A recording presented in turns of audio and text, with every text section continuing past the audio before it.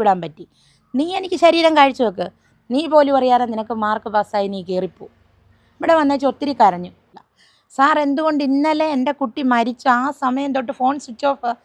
തെറ്റിയതിൽ എന്തിനു switch off ചെയ്യണം? അതായത് കുട്ടികൾ വന്ന് പതുക്കെ പതുക്കെ പഴകി കഴിയുമ്പോൾ ഇയാൾ അവരുടെ ശരീരത്തോട്ട് കണ്ണാകും.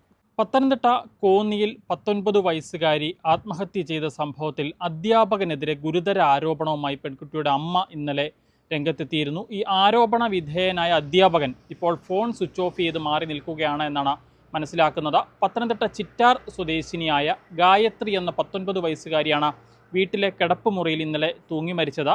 അടൂരിലെ ഒരു ആർമി റിക്രൂട്ടിംഗ് പരിശീലന കേന്ദ്രത്തിലെ വിദ്യാർത്ഥിനിയായിരുന്നു ഗായത്രി. ആ സ്ഥാപനത്തിലെ പ്രധാന അധ്യാപകൻ്റെ ഭാഗത്തു നിന്നുണ്ടായ മാനസിക പീഡനമാണ് ഈ പെൺകുട്ടിയുടെ ആത്മഹത്യയിലേക്ക് നയിച്ചത് എന്നുള്ളതാണ് അമ്മ ആരോപിക്കുന്നത്. ഇപ്പോൾ പെൺകുട്ടിയുടെ അമ്മ തന്നെ നമുക്കൊപ്പം ചേരുകയാണ്. ഈ കുട്ടി മരിക്കാൻ കാരണം ഈ അധ്യാപകനാണെന്ന് തന്നെയാണ് തീർത്ത് പറയുന്നത്. അധ്യാപകൻ തന്നെയാണ്. എൻ്റെ കുട്ടി ടൂറ് പോയപ്പോൾ കള്ള് കുടിക്കാൻ മദ്യപിക്കാൻ വേണ്ടിയുള്ള പെൺകുട്ടികൾക്ക് ബിയർ, സ്കോച്ച്, വിസ്കി എല്ലാ സാധനങ്ങളും അയാൾ എടുത്തു. ആ കൂട്ടത്തിൽ അവളും 2 ടീച്ചർമാരും ഒഴികെ ബാക്കി എല്ലാവരും കഴിച്ചു. ബാക്കി എല്ലാ ആണും പെണ്ണിനും അടച്ച് ഇയാൾ കള്ള് കൊടുത്തു.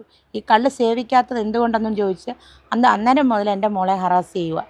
അവിടെ തൊട്ട് ഇവർ തമ്മിലുള്ള സ്വരച്ചേർച്ചകൾ തുടങ്ങി. അത് കഴിഞ്ഞ് അവർ മുറിയെടുത്ത് പെൺകുട്ടികൾക്ക് സെപ്പറേറ്റ് മുറി, ആൺകുട്ടികൾക്ക് സെപ്പറേറ്റ് മുറി, അങ്ങനെ ആയിരുന്നു. ഈ പോയ സ്ഥലങ്ങളിലൊക്കെ ഈ കുട്ടികൾ കുളിക്കുന്നിടത്ത് ഈ കൂട്ടത്തിൽ ടീച്ചർ എന്ന് പറഞ്ഞ ടീച്ചർ എന്തോ എൻ്റെ മകളുടെ ഇവിടെ ക്യാമറ വെച്ച് പിടിച്ചെടുത്തത് കൊണ്ടാണ് എൻ്റെ മകൾ ഇന്ന് ഈ ഭൂമിയിൽ ഇല്ലാതാകാനുള്ള പ്രധാന കാരണം. അതിനു മുന്നേ ഇവരെ രണ്ടുപേരെയും കാണാൻ പാടില്ലാത്ത സംശയാസ്പദമായ രീതിയിൽ കാണാൻ ഒരു കുട്ടി ആഗ്രഹിക്കാൻ പാടില്ലാത്ത, അത് അറിഞ്ഞിട്ടില്ലാത്തൊരു ലോകത്ത് ഇവർ തമ്മിൽ സംഗമിക്കുന്നത് കണ്ടു.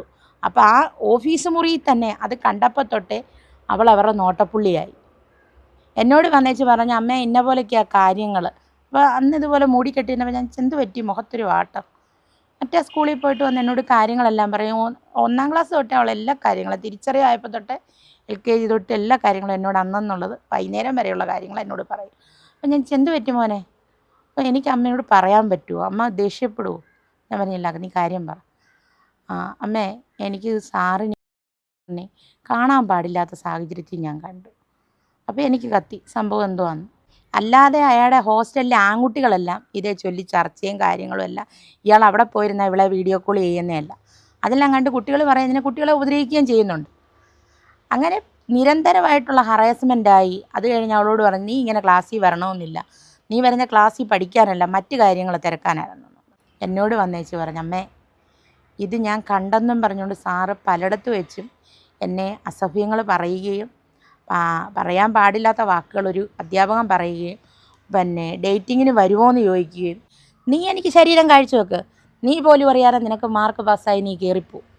ഇവിടെ വന്നേച്ച് ഒത്തിരി കരഞ്ഞു. ഇത്രയും പ്രശ്നങ്ങളൊക്കെ ഉണ്ടായിട്ട് എന്തുകൊണ്ടാണ് ഈ വിഷയം ചൂണ്ടിക്കാട്ടിക്കൊണ്ട് പോലീസിൽ പരാതി കൊടുക്കാതിരുന്നത്? എന്തുകൊണ്ടാണ്? പരാതി കൊടുത്തു കഴിഞ്ഞാൽ എൻ്റെ കുഞ്ഞ് ഇപ്പം തന്നെ ഭീഷണിയില്ലാന്ന് എന്നോട് പറഞ്ഞു. ഈ ടൂറ് പോയ സമയത്ത് നഗ്ന ദൃശ്യങ്ങൾ പകർത്തിയെന്ന് മകള് അമ്മയോട് പറഞ്ഞിരുന്നോ?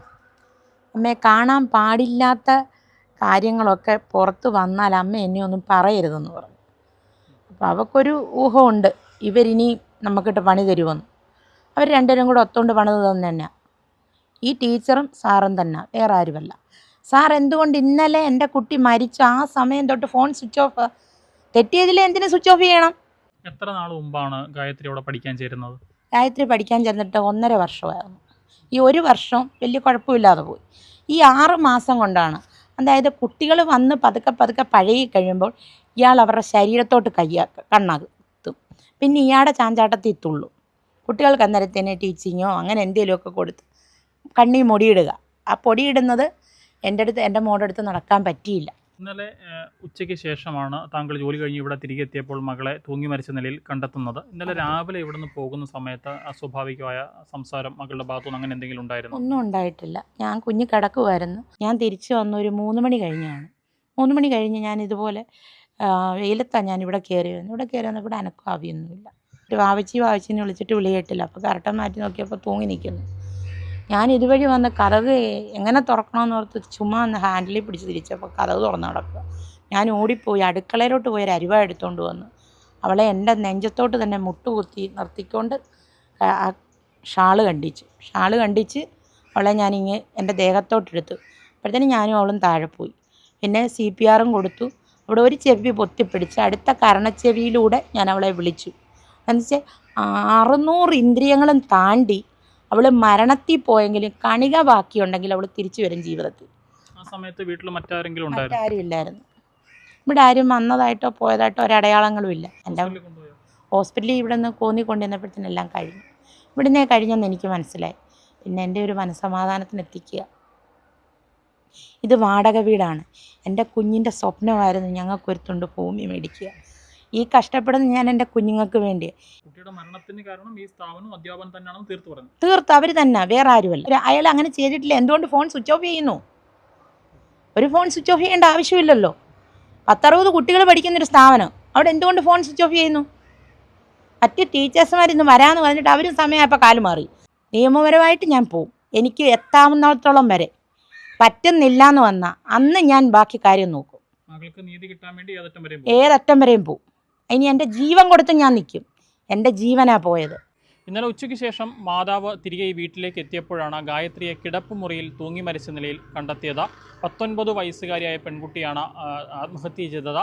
ഈ കുട്ടിയുടെ മരണത്തിന് ഉത്തരവാദികൾ കുട്ടി പഠിച്ചുകൊണ്ടിരുന്ന സ്ഥാപനത്തിലെ അധ്യാപകരാണ് എന്ന് തന്നെയാണ് മാതാവ് ആവർത്തിച്ചു പറയുന്നത്. മറ്റു ഗുരുതരമായ ചില ആരോപണങ്ങൾ കൂടി ഇവർ ഉന്നയിക്കുകയും ചെയ്യുന്നുണ്ട്. എന്താണെങ്കിലും മകൾക്ക് നീതി ലഭിക്കുന്നത് വരെ നിയമപരമായി പോരാട്ടം നടത്തുമെന്നാണ് അമ്മ വ്യക്തമാക്കുന്നത്.